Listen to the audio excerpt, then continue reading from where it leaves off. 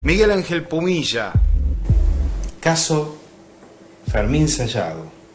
Un caso clásico de la provincia de La Pampa, como decíamos recién, un caso que no terminó bien y que además, bueno, cuenta con material exclusivo para este video, que son las fotografías que encontraste, que tenías de aquella época.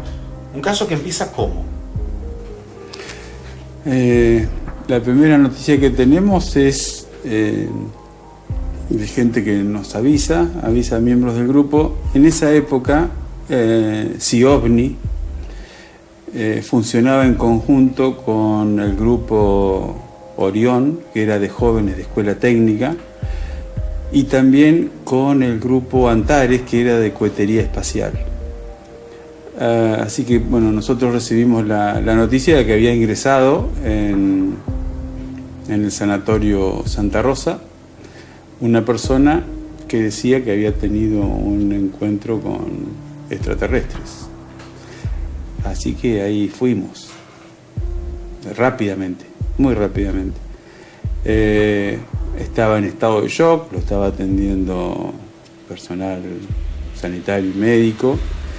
La referencia estaba dada en un lugar de Santa Rosa que se llama Avenida Belgrano, cerca de lo que sería o entre Argentino Valle y creo que es Mariano Rosas, al medio más o menos de ese lugar. El sujeto que había llegado al sanatorio tenía muy fuerte dolor de cabeza y estaba en profundo estado de shock. Refería haber aparecido en ese lugar con su auto y que no recordaba cómo había llegado ahí después de haber tenido una experiencia en otro lugar de Santa Rosa, que sería Circunvalación y Vías del Ferrocarril, cerquita de eso, que hay unos 2-3 kilómetros de diferencia. Que de hecho es muy cerca de acá. Es muy cerquita de mi casa, sí. Lo primero que hacemos es, la gente de los más jóvenes del grupo salieron a relevar por todo el vecindario y a encontrar las personas que habían visto a Fermín Sayago tirado arriba del capot del auto, agarrándose la cabeza y retorciéndose de dolor. Esa era la referencia de los que pasaron por el lugar y los que acertaron a llevarlo al sanatorio. El auto estaba como inclinado, no estaba estacionado, estaba como inclinado, como que había parado por inercia, por decir así, contra el cordón de la vereda. Está en la avenida Belgrano. Esto en la avenida Belgrano. Y lo de los testigos es haberlo visto en ese lugar tirado arriba del capó, agarrándose la cabeza de dolor. El suceso en este otro lugar, al que vamos también a ver si encontramos alguna persona que tiene alguna referencia para darnos sobre este particular. En ese momento no apareció nadie. Muchísimos años después tenemos alguna que otra referencia, pero en ese momento no había aparecido nadie. Y empezamos a hacer la investigación de práctica, mucho trabajo de campo, que es timbre casa por casa, ver los vecinos, todo Santa Rosa. Hubo una movilización muy grande porque eran estos chicos que estaban junto con nosotros, eran muy dinámicos, eran de escuela secundaria, tenían toda la fibra en el momento para hacerlo, todas las ganas, y salieron a hacer lo que es muy difícil hacer en el momento. Así que hubo un relevamiento de momento en la situación y después hubo el rastrillaje propio del seguimiento, ¿no? de la casa. Pero lo primero que teníamos ya muy fresquito era esto: apareció tirado arriba del capó en la avenida, lo llevaron al sanatorio, lo están tratando, y el lugar donde se referenciaba que había sucedido esto. Bueno, muy importante y muy interesante comenzar con el principio, ¿no? Que es el momento en el cual ustedes se notician de lo que está sucediendo, que reciben la información, es lo primero que tienen, este resumen, lo encuentran tirado sobre el capot del auto con un fuerte dolor de cabeza, el lugar donde lo encuentran, y bueno, la historia a partir de ahí se empieza a poner más interesante, o por lo menos el relato de él se transforma en uno de los relatos clásicos y hasta casi un poco perturbadores de lo sucedido relacionado al tema ovni en la provincia de La Pampa.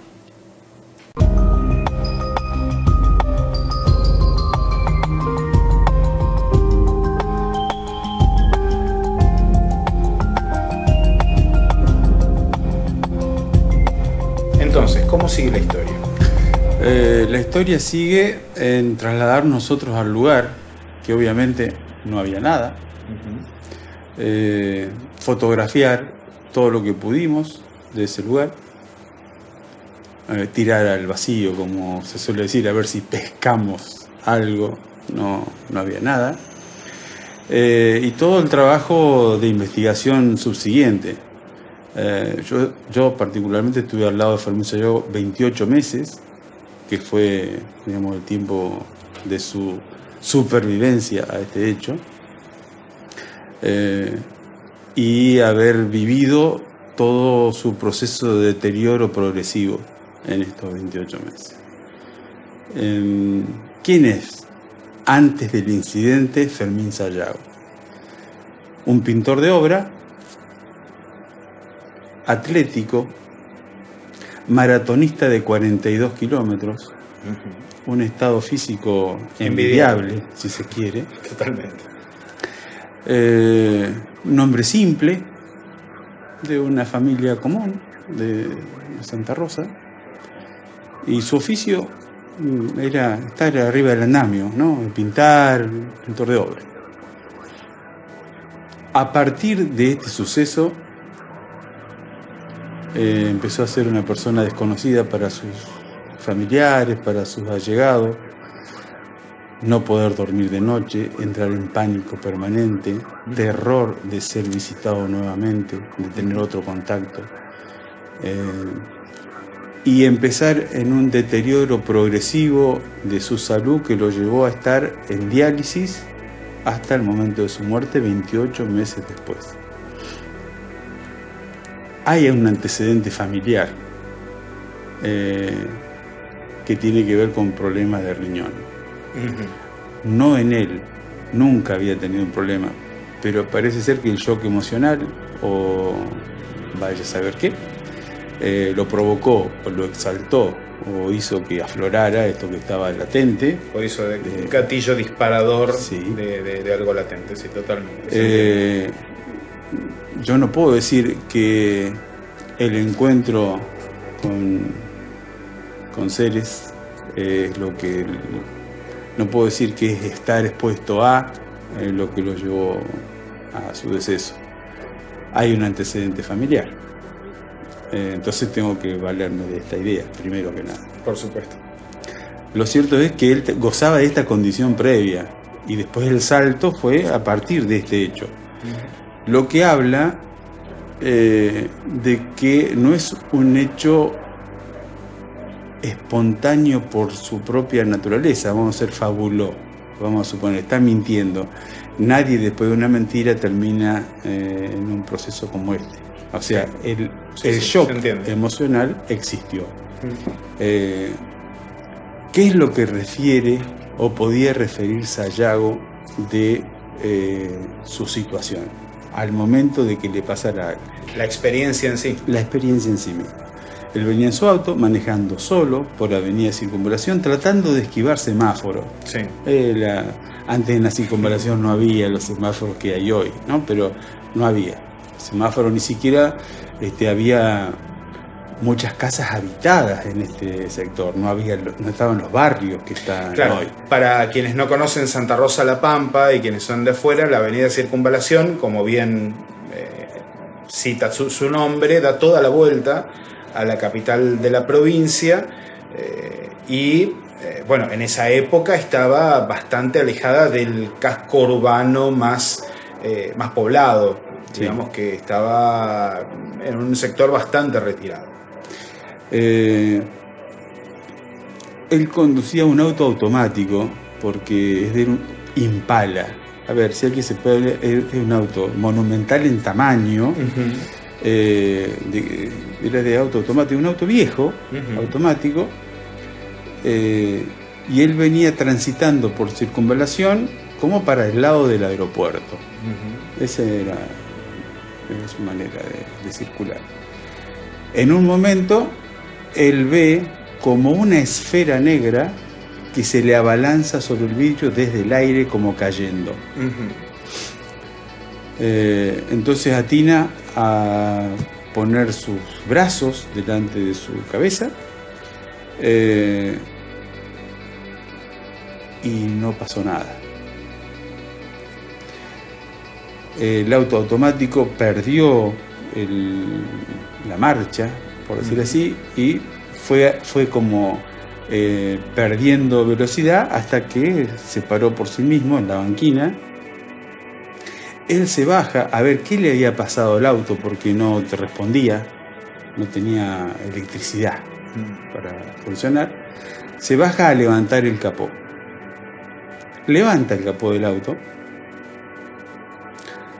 y cuando quiere acordar, siente como una presencia, siente algo, entonces gira su cuerpo hacia la derecha y ve un ser muy alto, estamos hablando en el rango de los 2,40 metros, más o menos, de oreja puntiaguda, cabello muy cortito, ojos grandes, labios prominentes, que estaba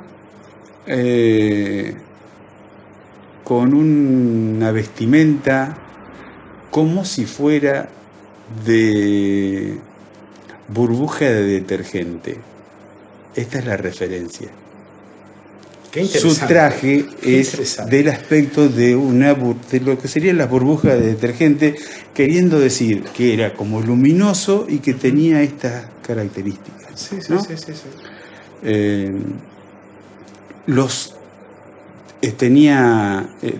Estaba como hablándole, porque los labios de la persona se movían, y era muy alto y estaba con sus manos extendidas y los dedos eran muy largos. Manos de 5 dedos, pero muy largos los dedos, ¿no? Ante esto, su automática reacción es salir hacia el otro lado, al sector contrario donde estaba esta persona. De un lado tenía el auto, del otro lado este ser sale en contrario. Cuando se da vuelta, hay otro ser idéntico, con las manos extendidas sobre su cabeza, y él siente un pinchazo en la cabeza. Lo próximo que recuerda es estar en la avenida Argentino Valle. Claro, pierde el conocimiento, pierde totalmente, en ese cruce con las vías y la avenida Circunvalación, y aparece o recuerda recién estar en la Argentino Valle. Lo que sucede en el medio siempre quedó en incógnita. La única referencia que hay entre 22 y 25 minutos que no tienen explicación entre donde él estaba y donde él apareció. Es un lapso de tiempo, no es tan grande, pero demora estar ahí andando en auto unos 4 o 5 minutos. Pero su relato es: siente el pinchazo, se desvanece, aparece con un tremendo dolor de cabeza manejando él en la avenida Belgrano. Su auto por inercia queda contra el cordón, él se baja porque no soporta el dolor, y no lo soporta de tal manera que se tiraba contra el capó y hacía lo imposible porque se le fuera la cabeza. Lo reconoce una persona que lo lleva hasta el sanatorio, la persona con que nosotros después hablamos y demás. Pero ¿tuviste acceso a los médicos que lo revisaron? ¿Pudiste hablar con alguno? Sí, hablamos, porque aparte nosotros éramos el grupo de referencia de La Pampa, de lo que es el fenómeno OVNI. Teníamos un cierto prestigio, por decir así, por nuestra manera de investigar. Y éramos referentes en muchos de los médicos que habían sido fundadores de CIOVNI. Teníamos esa base, por decir así. Y también porque en esa época yo formaba parte de una fuerza de seguridad, la Policía de La Pampa. Era el referente natural de la fuerza en cuanto al fenómeno OVNI. Cada cosa que pasaba que tenía que ver con algo extraño, a mí se me comunicaba. Porque ¿Qué cargo tenías en la Yo en esa época era oficial superior, pero en el tiempo empecé de cadete, hice la escuela de policía, me recibí, fui ascendiendo. O sea que era un grupo multidisciplinario completo. Sí, completo. ¿No? Doctores en medicina, policías, estudiantes, personas que estaban interesadas y que, como vos decís, además tenían una dinámica muy interesante. Bueno, en esta dinámica y en el tiempo que le quedó de vida a Sayago, ¿qué se llegó a saber? Hicimos algo exhaustivo. Mi oficio era ser sumariante, hacer inspección ocular del lugar, recabar todos los datos, era lo que yo hacía todos los días para los jueces. Hacer croquis, digamos, y llevar a cabo investigación era lo mío, porque yo me dedicaba a eso, era sumariante. Hicimos todo eso, cada uno desde los lugares que podía hacía su aportación. Teníamos contactos, buenos contactos.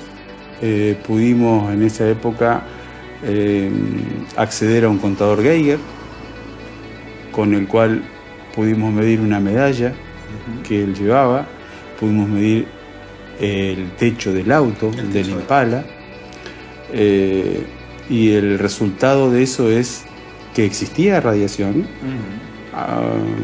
elevada, diríamos, pero dentro del rango de lo que puede encontrarse en la naturaleza.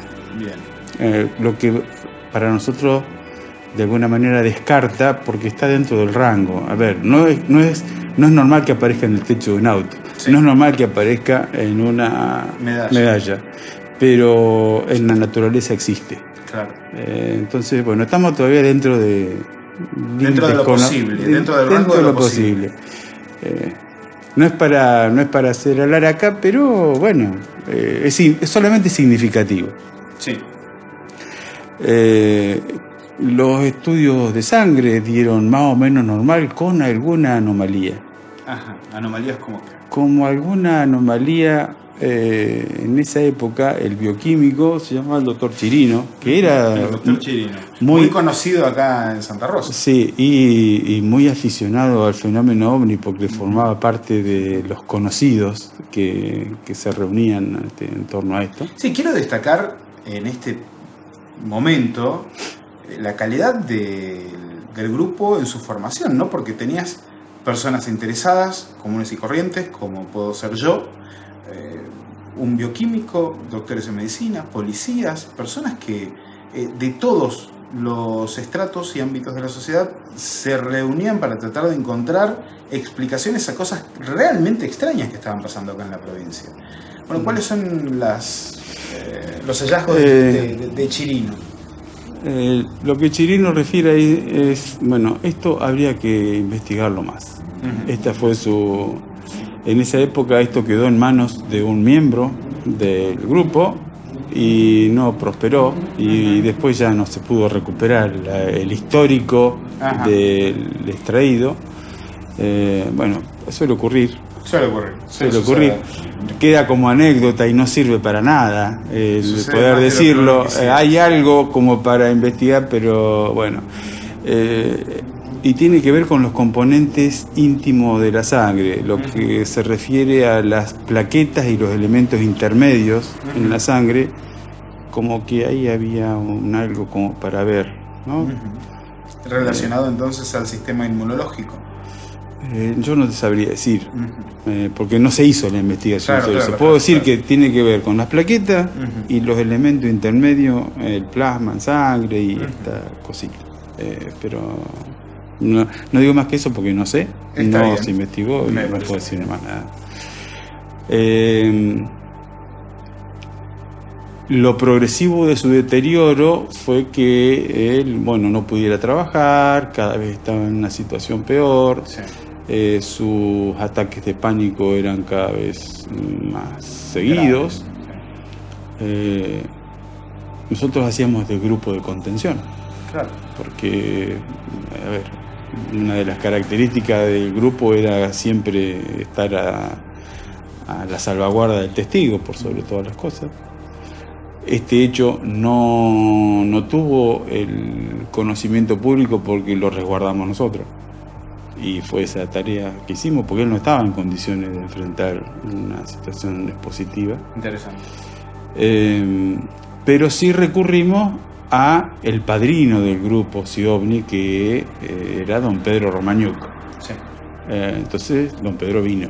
Ajá. Vino y con él hicimos la investigación subsiguiente a aquella que habíamos iniciado nosotros, ¿no? ¿Qué pensaba Romagnuk?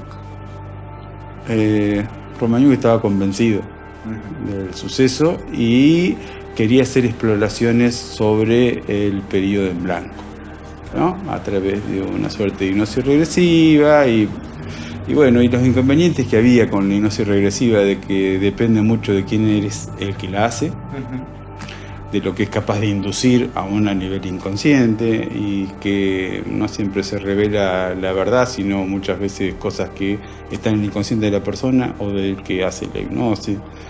Discutíamos eso en esa época. Sí, de hecho se sigue discutiendo, sí. Y bueno, y ver cómo se podía validar esto, aunque tuviéramos acceso a eso, si se podía validar de alguna manera luego o no. Fue experiencia de muchos meses, porque fueron 28 meses que estuvimos trabajando. No todos, pero bueno, yo fui uno de los que estuvo los 28 meses, a la par de Sayago y de su familia, porque no era solamente él. Era Sí, su por grupo supuesto, esto familiar. afecta a todo el seno familiar. Y éramos nuevitos y seguramente nos quedaron muchas cosas en el tintero por hacer, por registrar y por validar. Y ahora ya no se puede hacer, así que es una anécdota. Está bien. Sayago, más allá de las conclusiones del grupo, él mismo, ¿qué pensaba de lo que le había sucedido? Él lo relacionaba con un encuentro con extraterrestres propiamente dichos, lo relacionaba quizás con algo más espiritual, lo relacionaba con algo que pudiera tener que ver con su enfermedad que todavía no estaba declarada. Él cómo lo interpretaba a través de los meses, ¿no? Porque me imagino que si fue tan importante el cambio en la vida cotidiana, si encima se desata esta enfermedad, la persona debe haber pasado por varios estados y cognitivamente debe haber intentado encontrar respuestas y explicaciones propias más allá de lo que venía del entorno. Sayago estaba convencido que lo que él vio no era de esta tierra. Ajá. Este es su convencimiento íntimo. Claro. Estaba convencido que iban a volver y que él no quería que volvieran. Este era su temor, porque su estado de pánico era porque él tenía como la presunción de que iban a volver.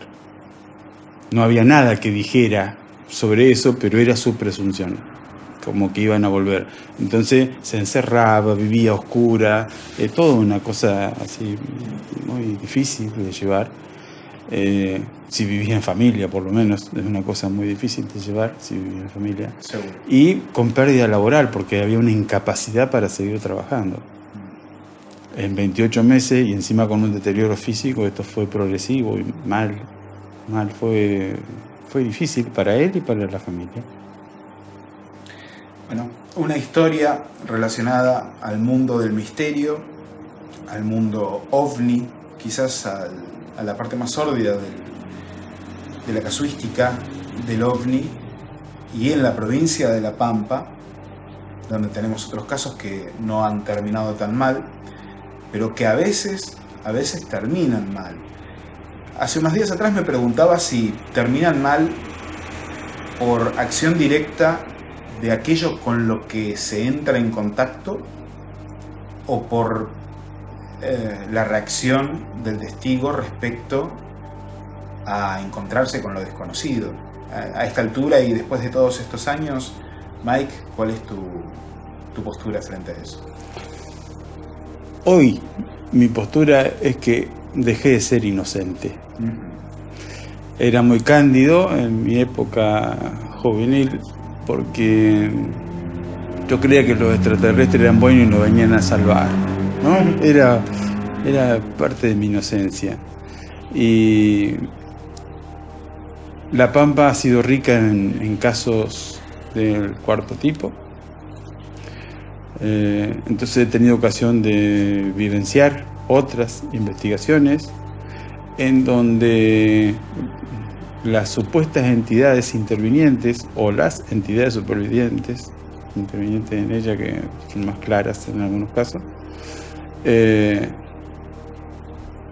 pareciera ser que tienen y dominan un conocimiento científico superior al nuestro, pero que su moral no está de la mano de ese conocimiento científico y son más o menos como nosotros, pero más evolucionados. Y donde nosotros somos ejemplares de laboratorio, pareciera ser.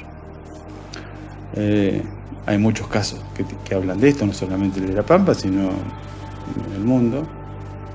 Y hay otros que son más venusianos.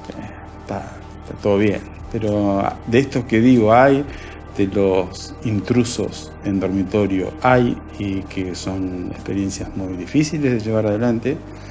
Y he perdido la inocencia y trato de esbozar alguna explicación que hable de por qué tienen que venir y por qué tienen que estar acá y por qué tienen que hacer lo que hacen, ¿no? Entonces, bueno, uno va elaborando para entender qué es lo que pasa. Qué es lo que pasa en La Pampa, qué es lo que pasa en el mundo y qué es lo que pasa sí, en estos contactos con el mundo del misterio que no siempre terminan bien y que, como vos bien dijiste, terminan por sacarte de la etapa de la inocencia. Sí, a mí hay cosas que yo desafío a mis colegas investigadores y al mundo de los interesados en el fenómeno y a los amantes del misterio y de la ciencia, con un interrogante que tengo que surgió a partir del caso de Plattner, ¿no? Otro caso que sí fue más conocido. Una tecnología superior a la nuestra, muy superior a la nuestra, con lo que podemos hacer nosotros, por ejemplo, que desde un satélite hay una precisión bastante milimétrica de reconocimiento a varios kilómetros, hasta de las composiciones de las cosas, de cómo están compuestas las cosas. ¿Qué necesidad tienen de sacar sangre? Y creo que es una buena pregunta. Esta o muchas que tienen parecido con esta pregunta. ¿Cuál es la necesidad de hacer algo que hasta nuestra humanidad ya es posible que lo supere? ¿Por qué hay una necesidad de hacer este tipo de registro? ¿Qué hay que buscan que todavía nosotros no sabemos que se puede encontrar? Esta es mi hipótesis de trabajo. Es una gran pregunta. Hay algo que yo todavía no sé que existe ahí, que es necesario entrar en contacto, porque no es que lo que detecte el aparato y lo identifique, es algún componente mucho más sutil que eso, y que uno esboza teoría o pregunta o busca, indaga, y está bueno planteárselo, por lo menos planteárselo. Muy bien. Miguel Ángel Pomilla, entonces, con el caso de Fermín Sayago en el canal de YouTube de la Señal de Ciencia y Misterios, nuestro colega, coequiper y 50% de la señal, aquí en La Pampa, en su casa, compartiendo unos mates que se ven en este momento. Gracias, Mike. Gracias, viejito. Gracias por esto. Y nos estamos encontrando en la próxima con más información relacionada a la provincia de La Pampa, porque esto sigue.